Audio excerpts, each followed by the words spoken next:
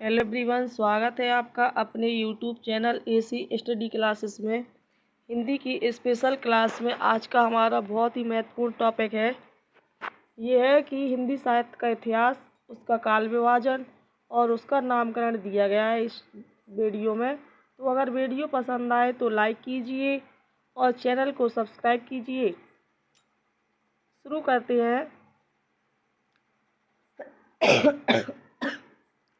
आचार्य शुक्ल के अनुसार काल विभाजन, हिंदी साहित्य का काल विभाजन आचार्य रामचंद्र शुक्ल के अनुसार इन्होंने वीर गाथा काल को माना था संवत 1050 से 1375 ईस्वी तक।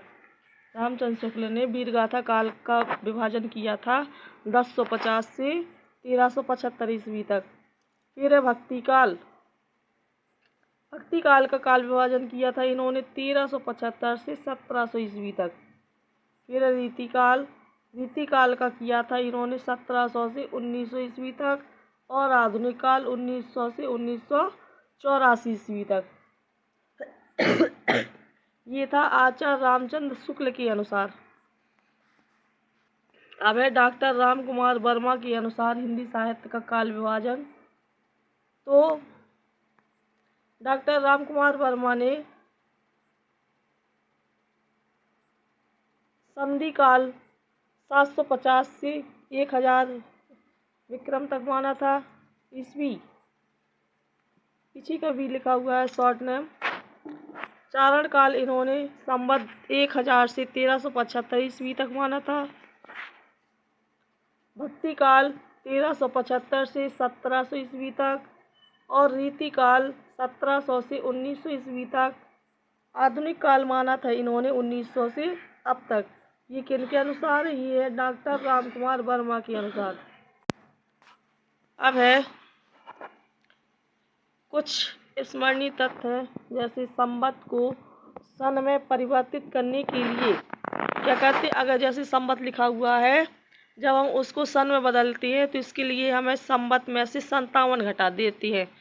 क्या कहते हैं? 57 घटा दीजिए। जैसे इसमें लिखा है उदाहरण के लिए 750 में से अगर हम 57 माइनस करेंगे, घटाएंगे, तो कितना शेष बचेगा? 693। इसी प्रकार अगले थे डॉक्टर नगेंद्र द्वारा संपादित ग्रंथ है इनका हिंदी साहित्य का इतिहास के अनुसार इन्होंने काल विभाजन किया था। इस ग्रंथ के अनुसार किया था इन्होंने। डॉक्टर नगेंद्र ने आदिकाल को 7वीं सदी के मध्य से 14वीं सदी तक के मध्य तक माना था इन्होंने। किस काल को? आदिकाल को। फिर भक्ति काल को इन्होंने 14वीं सदी के मध्य से 17वीं सदी के मध्य तक माना था डॉक्टर नगेंद्र ने। फिर रीति काल को इन्होंने 17वीं सदी के मध्य से लेकर के 19वीं सदी के मध्य तक माना था रीति काल को। और आधुनिक काल को इन्होंने 19वीं सदी के मध्य से अब तक का समय इन्होंने क्या माना? आधुनिक काल। किसने? डॉक्टर नगेंद्र ने। पुनर्जागरण काल, इसी को भारतेंदु काल कहती है, ये 1857 ईस्वी से 1900 ईस्वी तक। फिर जागरण सुधार काल, इसी को द्विवेदी काल कहते हैं। जागरण सुधार काल को द्विवेदी काल या फिर द्विवेदी काल को ही जागरण सुधार काल कहती हैं। ये माना था इन्होंने 1900 से 1918 ईस्वी तक। फिर छायावाद काल 1918 ईस्वी से 1938 ईस्वी तक। फिर छायावाद उत्तर काल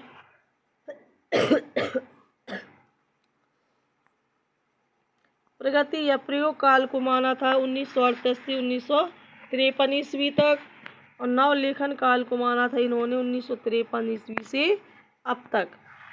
ये थे किसके अनुसार? डॉक्टर नगेंद्र के अनुसार। अब कुछ मेन पॉइंट है, देख लेते हैं। हिंदी साहित्य के आदिकाल का नामकरण। आदिकाल का नाम विभिन्न विद्वानों ने आदिकाल को किस नाम से संबोधित किया है? तो चारण काल। आदिकाल को चारण काल कहा था जॉर्ज ग्रीसन ने। किसने कहा था? जॉर्ज ग्रीसन ने। फिर प्रारंभिक काल, इसी को प्रारंभिक काल कहा था मिस्र बंधुओं ने। आदिकाल को। और बीजापन काल कहा था किसने? आचार्य महावीर प्रसाद द्विवेदी ने। फिर है वीरगाथा काल। आदिकाल को वीरगाथा काल कहा था आचार्य रामचंद्र शुक्ल ने। आदिकाल को वीरकाल कहा था आचार्य विश्वनाथ प्रसाद मिश्र ने। और सिद्ध सामंत काल कहा था किसने? पंडित राहुल सांकृत्यायन ने।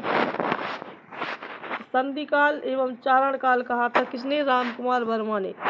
आदिकाल को संधि काल एवं चारण काल किसने कहा था? तो ये कहा था रामकुमार वर्मा ने।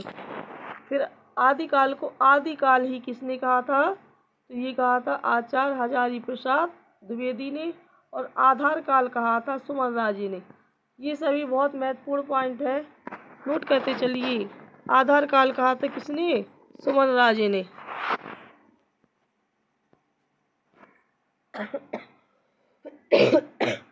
ये तो थे आदिकाल के।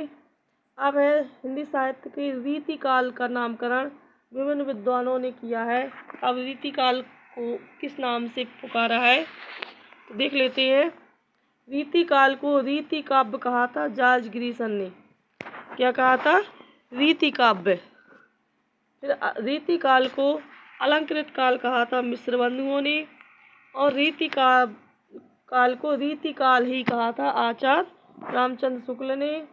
और रीतिकाल को श्रृंगार काल कहा था विश्वनाथ प्रसाद मिश्र ने। और कलाकाल कहा था किसने? रमाशंकर शुक्ल रसाल ने। गाइस, अगर वीडियो पसंद आए तो लाइक कीजिए, चैनल को सब्सक्राइब कीजिए और इसी प्रकार से अपने इस कमेंट बॉक्स में अपने सुझाव भी हमें लिख कर दीजिए, ताकि आने वाले सभी एग्ज़ामों में इसी प्रकार से हम आपकी हेल्प कर सकें। धन्यवाद।